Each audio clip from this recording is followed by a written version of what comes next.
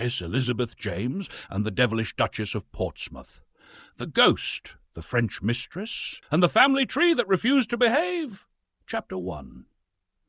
The brass time kettle has had enough. Mrs. Elizabeth James had learned one important rule about time travel. Never trust a brass kettle after midnight. Unfortunately, the brass time kettle had never learned that rule. It rattled violently. Elizabeth stared at it. "Where are you taking me?" The kettle hissed. That isn't an answer. It hissed louder. The dial spun. 1668. Elizabeth groaned.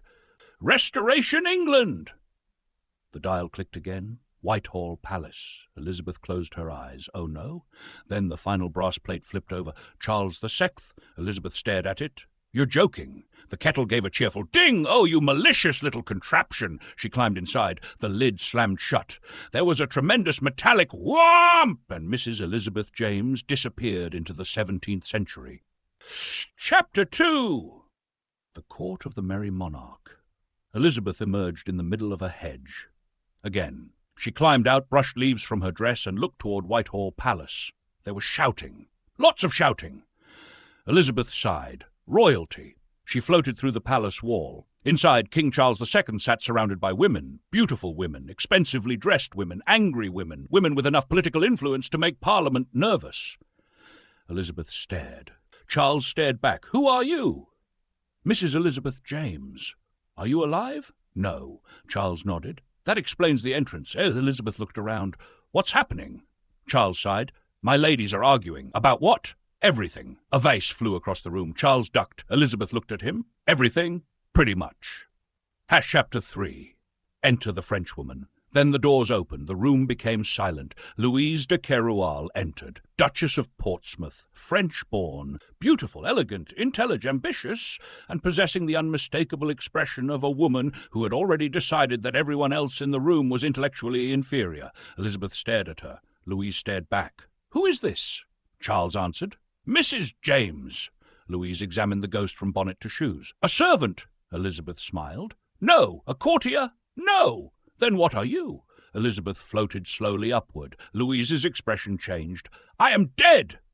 Louise crossed herself. Elizabeth descended. "Don't worry. I'm not here for your soul."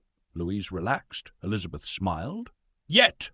Nell Gwynn burst out laughing. Charles covered his face. Louise stared coldly at Elizabeth. "I don't find that amusing." "Don't worry." Elizabeth smiled. "I wasn't joking." Chapter 4. Mrs. James investigates. Elizabeth began her She discovered that Louise had become one of Charles's most influential mistresses. She discovered that enormous sums of money flowed through the royal household. She discovered that French interests were very much present at court. She discovered that Louise's political influence was substantial. And she discovered something else, something much stranger. The brass time kettle began glowing. Elizabeth looked at it. What now? The kettle projected a shimmering genealogical tree into the air. Elizabeth stared. "What's that?" Names appeared, Louise. Then children, then grandchildren, then generations. The tree stretched forward through centuries. Elizabeth blinked. Good Lord. The branches multiplied. One line went toward the aristocracy, another toward the British aristocracy, another toward future royal connections. Elizabeth squinted. "What's that name?" The brass kettle produced another flash. Elizabeth read it. Then another, then another. Her eyes widened. She looked at Louise. "Oh, this is going to be embarrassing." Louise frowned. "What?" Elizabeth pointed at the genealogical tree. "Your descendants." Louise looked confused. "Descendants? Yes. Why should I care?" Elizabeth stared at her. "Because eventually your family tree produces." She looked again. "Princess Diana." Louise blinked. Elizabeth continued. "And," another branch illuminated, "Queen Camilla." The entire room went silent. Charles nearly dropped his wine. Nell Gwynn stopped chewing. Barbara Palmer stared at the floating family tree. Louise looked horrified. "Who?" Elizabeth smiled. "Oh, you haven't met them yet." Chapter 5. The Duchess learns about the future. Louise demanded an explanation. "I have descendants who become queens, eventually, and princesses. Yes, powerful. Very." Louise smiled. "Then clearly I have done extremely well." Elizabeth shook her head. "That's not quite what I meant." Louise frowned. "What happens?" Elizabeth hesitated. "You create a genealogical catastrophe." "What does that mean?" It means your descendants become entangled with the British royal family for generations, Louise smiled. Excellent, Elizabeth sighed. One of them will become queen. Louise looked delighted. Excellent. Another will become one of the most famous women in the world. Louise looked even more pleased. Excellent. Elizabeth paused. And they will eventually become connected to the same royal family through two very different branches. Louise looked puzzled. Is that bad? Elizabeth thought about it. For storytelling purposes? She smiled. Magnificent. Chapter 6. Nell Gwyn has a genealogical meltdown. Nell examined the family tree. So let me understand this. Go on. This Frenchwoman has descendants who become connected to the royal family. Correct. And one is Diana. Correct. Miller. Correct. Nell looked at Louise, then at Charles, then back at Louise. So your family spends 300 years getting involved in British royal drama? Elizabeth nodded. Nell burst out laughing. That's the funniest thing I've ever heard. Louise looked offended. Why? Nell pointed at the future. Because you're French! Louise looked confused. That doesn't explain anything. It explains everything.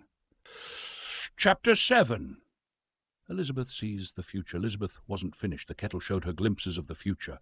Motor cars, television, aeroplanes, computers, mobile telephones. Elizabeth watched silently. Then she saw Diana. She saw the crowds, the photographs, the enormous public fascination. She saw Diana's sons. Then the genealogical tree shifted. Another branch. Camilla. Elizabeth stared. The two branches seemed to twist around each other. She looked at Louise.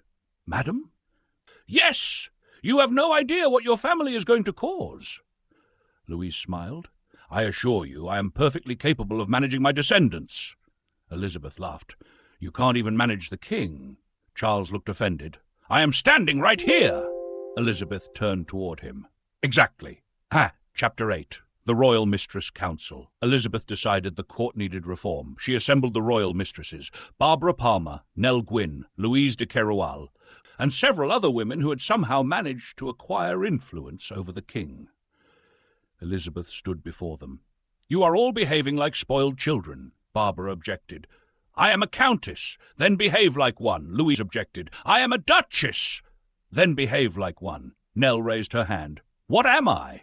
Elizabeth looked at her. You're Nell. Nell nodded. Fair enough, Elizabeth continued. From this day forward, no more fighting over jewels. Barbara looked away. No more manipulating the king. Louise looked away. No more spreading rumours. Everyone looked away. And absolutely no more attempting to destroy one another's reputations.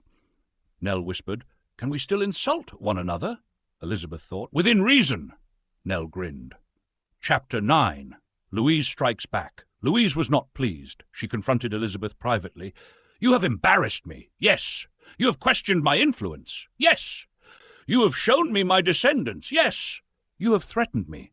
No. Louise smiled. Elizabeth continued, I've threatened your descendants. Louise's smile disappeared. Elizabeth laughed. I'm joking. Are you? Mostly. Louise narrowed her eyes. You think yourself very clever. Elizabeth smiled. I've been dead for years. I have had considerable time to practice. Chapter 10. The Dinner of Doom. Louise decided to defeat Elizabeth with hospitality. She organized a magnificent French dinner. There were oysters, truffles, roasted game, pastries, sauces, wine. Elizabeth examined the table. What are you doing? Entertaining. Why? Perhaps I wish to make peace. Elizabeth. You? Yes. With me? Yes. Why? Louise smiled. Because I have discovered something. What? You like food? Elizabeth stared at her. That is dangerously perceptive. Louise smiled. Then sit. Elizabeth sat. She tasted the soup. Her face changed. What is this? French soup! Elizabeth tasted it again. You've ruined it. Louise gasped. Ruined it? You've murdered perfectly good vegetables. Nell laughed. Charles laughed. Barbara laughed. Even the servants struggled not to laugh. Louise stared at Elizabeth with murderous dignity. Elizabeth smiled. Now we're friends! Chapter 11. The Ghost and the Genealogy. Later that night, Elizabeth stood alone with the brass time-kettle. She studied the genealogical tree.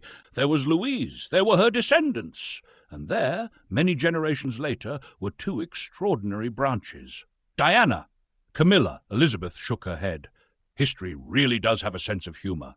The kettle gave a quiet ding. Elizabeth looked at it. What? Another branch appeared. Elizabeth stared. Oh, don't you dare! The kettle displayed another royal connection. Elizabeth groaned. "This family tree is worse than spaghetti." Chapter 12, The Great Family Tree Trial. The next morning Elizabeth summoned Louise. "I have something to show you." The genealogical tree appeared again. Louise stared at it. "I still don't understand." "That's because nobody understands their family tree after about the 4th generation," Elizabeth pointed. "Here is your son." Louise nodded. "Then his descendants," another nod. "Then later descendants," another nod. "And eventually," Elizabeth pointed, "Diana." Louise stared. "And Camilla." Louise stared harder. "Both. Louise looked at Charles. "Are they enemies?" Elizabeth smiled. "That's complicated." "Are they friends?" "Also complicated." "Do they become queens?" Elizabeth smiled. "One becomes a queen." Louise's eyes widened. "Which one?" Elizabeth leaned closer. "That, Duchess, is a story for another century." Chapter 13, The Duchess's Final Question. Louise looked at Elizabeth. "Tell me one thing." "What?" "Will my descendants remember me?" Elizabeth's expression softened. "Yes." "Fondly?" Elizabeth hesitated. "Historically?" Louise frowned. "That doesn't sound flattering." It isn't." Elizabeth smiled. "But you will certainly not be forgotten." Louise considered this. "Then perhaps I have won." Elizabeth shook her head. "No." "Why?" "Because history remembers everyone." Elizabeth turned toward the kettle. "But history doesn't always remember them the way they expected." Chapter 14. Charles has had enough. Charles entered. "Mrs. James?" "Yes." "How much longer will this continue?" Elizabeth looked around. Barbara was arguing with Nell. Louise was arguing with Barbara. A servant was chasing a dog. Someone had broken a mirror. Someone else was shouting about a missing necklace. Elizabeth sighed. "Probably another 300 years. Charles looked horrified. "Why?" Elizabeth pointed toward the genealogical tree. "Because your descendants are going to keep this nonsense going." Charles looked at Louise, then at the family tree, then at Elizabeth. "Can we stop them?" Elizabeth shook her head. "No." "Why?" "Because they're already born." Charles frowned. "But some of them aren't even born yet."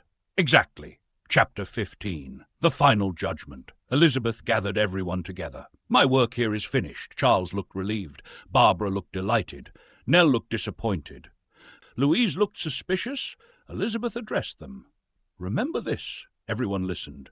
"You are temporary." She pointed toward the genealogical tree. "Your lives are brief." Another branch appeared. "Your quarrels are temporary." Another branch. "Your wealth is temporary." Another branch. "Your titles are temporary." She looked at Louise. "But your actions can echo through generations." Louise became thoughtful. Elizabeth smiled. "So perhaps, Duchess, you should think carefully about what you leave behind." Louise stared at the family tree, Diana and countless others. For once, the Frenchwoman had nothing to say. Epilogue. 300 years later. The brass time-kettle hovered above the clouds. Inside it, Mrs. Elizabeth James watched history unfold.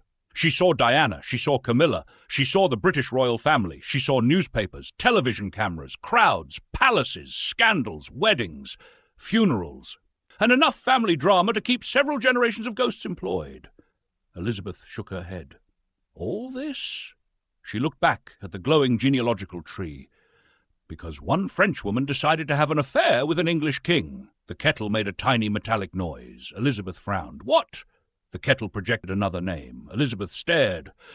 Oh, no! Another name appeared, then another. Elizabeth's jaw dropped. That cannot possibly be right. The kettle dinged. Elizabeth grabbed the brass controls. Take me there. The kettle began glowing. Where? The dial spun.